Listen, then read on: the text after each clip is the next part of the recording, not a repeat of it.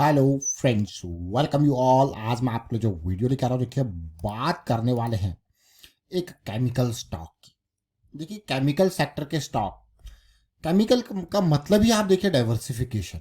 मतलब देखिए आपके दिमाग में एक ही सेक्टर चल रहा होगा केमिकल, लेकिन केमिकल का यूज होता है अलग अलग इंडस्ट्रीज में। एग्रोकेमिकल, फार्मा, पर्सनल केयर और भी अलग अलग इंडस्ट्री में। तो इसीलिए ये एक डाइवर्सिफाइड सेक्टर माना जाता है और यहाँ से बढ़ के एक मल्टी बैगर स्टॉक निकलते हैं। तो चलिए आज एक ऐसे स्टॉक को देखते हैं जो कि अभी लाइमलाइट से बिल्कुल दूर है। अभी वो लाइमलाइट में है ही नहीं, लेकिन जैसे जैसे आने वाले टाइम पे वो लाइमलाइट में आएगा तो तब तक एक स्टॉक में एक अच्छा खासा प्राइस निकल जाता है। तो चलिए समझते हैं, कुछ सीखेंगे, समझने की कोशिश करेंगे, अपॉर्चुनिटी को समझेंगे, रिस्क मैनेजमेंट, मोमेंटम, प्रोबेबिलिटी, इन टर्मिनोलॉजीज के ऊपर बात करेंगे। और आगे बढ़ने से पहले मैं आपको बता दूंगा, आपने अब तक चैनल को सब्सक्राइब नहीं किया तो जल्दी से सब्सक्राइब कर ले, बेल आइकन को प्रेस कर ले, जिससे आपको नोटिफिकेशन आती रहेगी। और प्राइस एक्शन बहुत इंपॉर्टेंट है। देखिए मानो या ना मानो, मार्केट में अगर चीज़ें सीखनी है, मार्केट या कहीं पे भी अगर चीज़ें सीखनी है तो टाइम देना पड़ेगा। और आप टाइम स्पेंड करोगे तो डेफिनेटली आप कुछ ना कुछ सीख के जरूर जाओगे। ये बिल्कुल सीधे सीधे है। टाइम, यहाँ पे पैसे की ज़रूरत नहीं है स्टार्टिंग के टाइम पे। यहाँ पे किसी चीज़ की ज़रूरत है तो वो टाइम है।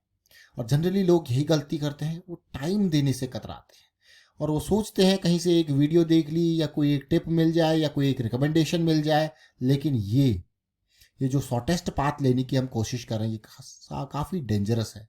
और मार्केट में तो खास कर, क्योंकि यहाँ लोग अपनी जमा पूंजी को बिल्कुल गवा देते हैं और उसका एक ही रीज़न होती है, लैक ऑफ लर्निंग। तो चलिए समझते हैं, इस लर्निंग के ऊपर फोकस जरूर करें।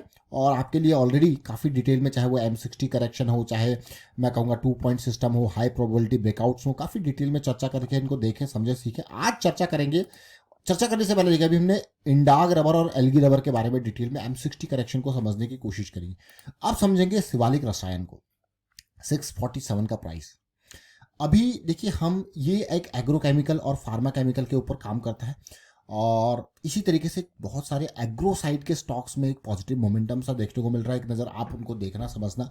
लेकिन यहाँ पे जरा देखते हैं, मार्केट कैपिटलाइजेशन 1000 करोड़। देख रहे हो आप, अगर इसको देखोगे तो आपको यार उधार भी कम है कंपनी के ऊपर।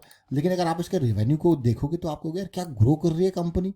प्रॉफिटेबिलिटी को देखोगे आपको क्या ग्रो कर रही है कंपनी, अमेजिंग ग्रोथ देखने को मिल रही है। लेकिन पिछले कुछ टाइम से ये शिवालिक रसायन किस तरीके से करेक्शन पे है, बिल्कुल एक लोअर लो लोअर हाई की सीरीज बनाए बैठा हुआ है। अभी थोड़ी देर पहले जैसे मैंने आपको चर्चा करी थी, हमने M60 करेक्शन को समझा था इंडाग रबर। देख रहे हो 174 जस्ट। क्या ये मूव स्टार्ट हो रहा है और क्या ये टारगेट को अचीव कर पाएगा, ये क्वेश्चंस जरूर है। देखिए पोटेंशियल बहुत है इंडाग रबर, लास्ट वीडियो में चर्चा करी थी। देखिए फिर आगे की उम्मीद बाद में करेंगे। अभी थोड़ी देर पहले हमने चर्चा करी थी एल्गी। देख रहे हो अमेजिंग ब्रेकआउट के नियर कंसोलिडेशन चल रहा है। तो चलिए ये तो ठीक है, पुरानी चर्चा है। अब जरा शिवालिक रसायन को देखते हैं। शिवालिक रसायन का ये वीकली चार्ट अब देखते हैं, समझने की कोशिश करते हैं। रिजेक्शन, सबसे पहले रिजेक्शन जोन, फिर से रिजेक्शन जोन, फिर से रिजेक्शन जोन, फिर से रिजेक्शन जोन। आप अगर आप देखो, बिल्कुल एक पैरेलल मैंने चैनल आपके सामने ड्रॉ किया है। जो जोन मेरे लिए हमेशा रिजेक्शन रहा, इवन देखिए ये जोन के बॉटम पे क्लियर कट आपको रिजेक्शन देखने को मिल रहा है कि नहीं है। लेकिन अब जरा ध्यान देना, ये रिजेक्शन के एरियाज मैंने इसलिए ड्रॉ कर रखे हैं ताकि आप समझो। और इसके एक बॉटम पे भी अगर मैं एक प्राइस चैनल आपके सामने ड्रॉ कर दूं तो आपको दिखेगा यार एक प्राइस चैनल में इसी तरीके से बॉटम पे भी रिजेक्शंस देखने को मिल रहे हैं। अब अच्छा है, प्रॉफिटेबिलिटी अच्छी है, रेवेन्यू अच्छा है, लेकिन ये रिजेक्शंस अच्छे नहीं लग रहे। नहीं लग रहे ना रिजेक्शन अच्छे।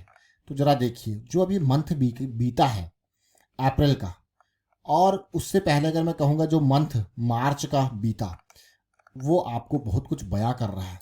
सबसे पहले किसी भी स्टॉक में ये जरूर समझ लेना, अगर कोई बड़ा प्लेयर एक्टिवेटेड है, अगर कोई बड़ा प्लेयर कोई गतिविधि कर रहा है, तो बड़े प्लेयर की पहचान क्या है? ये बड़े प्लेयर की पहचान है वॉल्यूम। जब तक वॉल्यूम नहीं है तब तक आप उसको बड़ा प्लेयर नहीं कह सकते, क्योंकि अगर बड़े प्लेयर ने एक्टिविटी करी है तो वो वॉल्यूम के माध्यम से दिखेगा। सबसे पहले आप ये देखिए, मार्च का लो जो है ऑलमोस्ट 500 के आसपास था, बेहतरीन रिजेक्शन मिलती है और अगले महीने उस रिजेक्शन के बाद एक बढ़िया वॉल्यूम मिलता है। अब ये देखिए, अब उम्मीद जरूर होगी स्टॉक से। अब चलते हैं छोटे टाइम फ्रेम पे।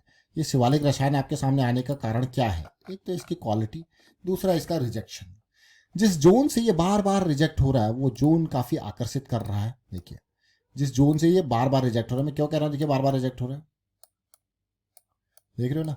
अब इस किस जोन से बार बार रिजेक्ट हो रहा है, देखिए अभी हमने रिसेंटली एक नई चीज इंट्रोड्यूस की है जिसको हम यहाँ पे प्राइसिंग में आपको जूम करके दिखाने की कोशिश करते हैं ताकि आप रिलेट कर पाओ, समझ पाओ। और उन बहुत सारे लोगों का फीडबैक आया था कि हाँ इससे उनको प्राइस जो है काफ़ी क्लियरली देखने को मिल रहा है और काफ़ी वो रिलेट कर पा रहे हैं। देखिए ये देखिए, कमेंट के थ्रू आप भी बताएं अगर आपने अभी तक अपना फीडबैक नहीं दिया इसके लिए, तो ये हमारे लिए ये प्राइसिंग आपको अच्छे से देख रही है क्योंकि बहुत सारे लोगों के ये मैं कहूँगा फीडबैक थे यार, ये जो प्राइस है क्योंकि चार्ट में हम मेजॉरिटी कवर करने की कोशिश करते हैं, ज़्यादा एरिया कवर करने की कोशिश करते हैं, तो अगर हम ज़्यादा एरिया कवर करेंगे तो ये चीज़ें हमको काफ़ी छोटी दिखेंगी। बट मेरा ये मानना होता है कि आप चार्ट को अपनी स्क्रीन पर जरूर देखते होंगे, आप टिप्स या रिकमेंडेशन के लिए इन चीज़ों को नहीं यूज़ करते होंगे, ये है भी नहीं टिप्स या रिकमेंडेशन के लिए, लर्निंग के लिए है। तो अगर आप चार्ट अपनी स्क्रीन पे देखोगे, आपके लिए ये नाम ही काफ़ी है स्टॉक का, है ना, तो आपको रिलेट कर पाओगे। लेकिन उसके बावजूद भी यहाँ पे अगर हम देखें आपके फीडबैक आए तो हमने कोशिश की कि हाँ आपको ये नंबर्स दिखे अच्छे से, तो आप देखिए ये नंबर्स देख रहे हो। तो ये अब ये वॉल्यूम जैसे मैंने आपको कहा बहुत कुछ बयां करता है। अब मैं आपको डेली टाइम फ्रेम पे लेके जाऊंगा तो उससे आप थोड़ा सा और कुछ समझने सीखने की कोशिश करोगे। तो ये जो वॉल्यूम बना है वो अब बना है, ये देख रहे हो, ये बना है अभी अप्रैल में और अभी मई की स्टार्टिंग अप्रैल में। अब ये जब वॉल्यूम बना है बड़ा तो ये अपने आप में उसके बाद एक करेक्शन दे रहा है जो कि डेली टाइम फ्रेम पे एक बुलिश साइकिल की ओर न्योता है। ये करेक्ट देख रहे हो इस पार्ट को। तो ये स्टॉक अब आने वाले टाइम पे अपनी तरफ बहुत सारी चीज़ें अट्रैक्ट कर रहा है। जो हमने लाइंस ड्रॉ करी हैं वो तो आपने इसमें देख ही सकते हो, है ना। ये स्टॉक अपनी तरफ क्या कर रहा है, बहुत सारी चीज़ों को अट्रैक्ट कर रहा है, तो बहुत इंपॉर्टेंट ये स्टॉक हो जाता है डेली टाइम फ्रेम पे। तो ये आने वाले टाइम पे अब जैसे लो रिस्क की अपॉर्चुनिटी हम कहते हैं ना कि भाई हमारे लिए अगर कोई स्टॉक इस तरीके से पॉजिटिविटी दिखा रहा है तो हमारे लिए जोन, मैं ये नहीं कहता कभी कि आपको बहुत जल्दी करनी है किसी स्टॉक में एंट्री। देखिए टाइम लीजिए, एक स्टॉक कंसोलिडेट भी करता है ना वो भी बहुत टाइम ले लेता है। तो ये जो स्टॉक है वो उम्मीद करता है कि ये अभी जैसे इलेक्शंस, पोस्ट इलेक्शन के रिजल्ट आएंगे जून में और उसके बाद कुछ स्टॉक्स में आपको देखने को मिलेगा एकदम मार्केट में तेजी आएगी, तो उसके बाद बहुत सारे नए, अभी तक तो जो भागे वो तो ठीक है, लेकिन बहुत सारे नए स्टॉक्स जो हैं वो अलग तरीके से एक नया रन स्टार्ट कर सकते हैं। जो अभी तक बिल्कुल पड़े हुए हैं उनमें जहां पोटेंशियल देखने को मिल रहा है, लेकिन फिलहाल जो वोलेटिलिटी मार्केट में अभी रहेगी, जो कंसोलिडेशन रहेगी, जो छोटी मोटी करेक्शंस रहेंगी वो अगले एक महीने तक कंटिन्यू रह सकती हैं। हाँ रिजल्ट जब सामने आने वाला होगा तो उसके बाद जो है फिर सब अपना थोड़ा सा मैं कहूँगा साइडवेज या फिर हल्का सा कभी अप कभी डाउन एक बड़ी वॉलेटिलिटी के साथ। अगर आप इंडिया वेक्स को ही देखोगे तो कुछ टाइम पहले इलेक्शन से पहले वो 9-10 पे था, अभी एकदम वोलेटिलिटी सीधे 17-18 के आसपास पहुंच चुकी है। तो वो वोलेटिलिटी बढ़ रही है, मतलब मार्केट में एकदम उतार चढ़ाव जो है वो बढ़ते हुए आपको देखने को मिल रहे हैं। तो काफ़ी इंपॉर्टेंट आने वाले टाइम पे इस स्टॉक के ऊपर जरूर फोकस रहने वाला है। और क्यों रहने वाला है वो मैंने आपको बताया, कारण आपके सामने है, क्वालिटी है और क्वालिटी के साथ साथ स्मार्ट मनी की गतिविधि यानी कि एक्टिविटी है।